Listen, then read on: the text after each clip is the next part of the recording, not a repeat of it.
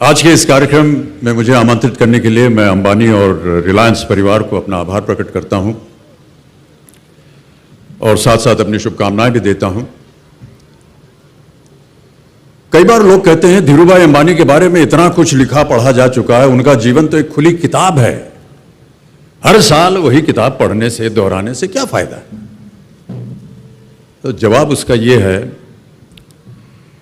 कि गीता को हम बार बार क्यों पढ़ते हैं, क्योंकि हर बार जब हम गीता को पढ़ते हैं तो उसमें हमें एक नई सीख, नई सोच, एक नया उपदेश मिलता है। धीरूभाई का जीवन गीता उपदेश से कम नहीं था। कर्मयोगी थे वो, कहते थे ईश्वर ने हमें दो मार्ग दिए हैं उन तक पहुंचने के लिए, एक भक्ति और ध्यान का और दूसरा कर्म और ज्ञान का। मैं दूसरे मार्ग पर चलने वाला इंसान हूं, कर्म को धर्म मानता हूं और ज्ञान को ही ईश्वर।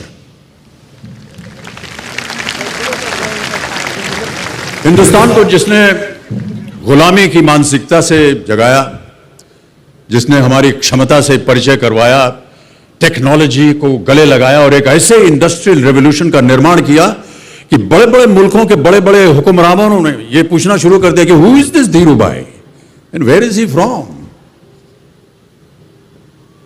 धीरूभाई का मानना था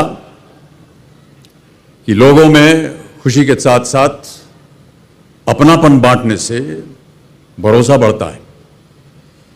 शायद इसीलिए जो अभी ईशा और राकेश ने कहा, उन्होंने अपनी कंपनी का नाम दिया रिलायंस।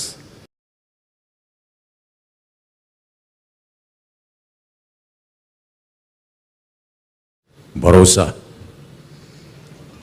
ये पूछे जाने पर कि वो सबसे ज्यादा खुश कब होते थे, तो जवाब मिला जब हिंदुस्तान खुश होता है। अपनी दौलत, अपनी संपत्ति को बांटना, यह उनका व्यक्तित्व था। छोटे से छोटे दफ्तर में पीएन से लेकर के होटल के कर्मचारियों, सड़क पर चलते आम आदमी को उन्होंने रिलायंस के शेयर्स बांटे और उन्हें धन बनाने का अवसर दिया। देवियों सज्जनों, मुझ पर भी एक बार उनकी दया दृष्टि पड़ी। जीवन में एक बार ऐसा दौर आया जब मैं बैंकरप्ट हो गया, दिवालिया हो गया। मेरी बनाई हुई कंपनी घाटे में चली गई, करोड़ों का कर्जा चढ़ गया, मेरा व्यक्तिगत बैंक बैलेंस जीरो यानी शून्य हो गया। कमाई के सब जरिए बंद थे और सरकार की तरफ से घर पर कुर्की के छापे लग गए। ये बात धीरूभाई को पता चली। बिना किसी से पूछे या जाने उन्होंने अपने छोटे बेटे और मेरे मित्र अनिल से कहा, इसका बुरा वक्त है, इसे कुछ पैसे दे दो। अनिल ने मुझे आकर ये बताया, देवियों सज्जनों, जितना वो देना चाह रहे थे उससे मेरी सारी दुविधा और परेशानियां खत्म हो जाती। उनकी उदारता पर मैं भावुक हुआ, लेकिन मुझे लगा कि मैं उनकी उदारता को स्वीकार न कर पाऊंगा। ईश्वर की कृपा रही और कुछ संकट के दिनों के बाद समा बदला, काम मिलना शुरू हुआ और धीरे धीरे मैं अपने सारे कर्जे उतार पाया। एक शाम धीरूभाई के निवास स्थान से इवेंट पर एक दावत के अवसर पर मुझे भी आमंत्रित किया गया। तो ऊपर लॉन में एक तरफ धीरूभाई एक बड़े से मेज पर अपने कुछ मित्रों, बड़े फाइनेंशियल और कॉर्पोरेट वर्ल्ड के दुनिया के दिग्गजों के साथ बैठे हुए बात कर रहे थे। मुझ पर नजर पड़ी तो मुझे बुलाया और कहा, यहां मेरे साथ बैठो। मुझे बड़ा अजीब लगा। मैंने क्षमा मांगी और कहा, मैं उधर अपने मित्रों के साथ बैठा हूं, वहीं ठीक हूं। उन्होंने जिद की और बैठा लिया मुझे। फिर अपनी उस दिग्गजों की महफिल में उन्होंने कहा,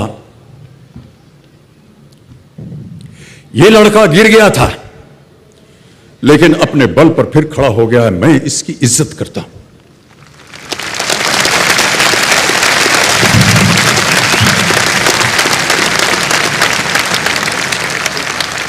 उनका ये व्यवहार और उनके वो शब्द मेरे लिए उस धनराशि से हजारों गुना ज्यादा मूल्यवान थे, जितना कि वे मुझे मेरी संकट से बाहर आने के लिए देने के लिए तैयार थे। ये उनका व्यक्तित्व। धीरूभाई अपने देशवासियों के लिए क्या मायने रखते थे, उस पर एक काल्पनिक, एक इमेजिनरी टेल को मैं यहां बयान करना चाहूंगा। दो बुजुर्ग कमरे में बैठे कुछ गंभीर बातें कर रहे थे और उसमें व्यस्त थे।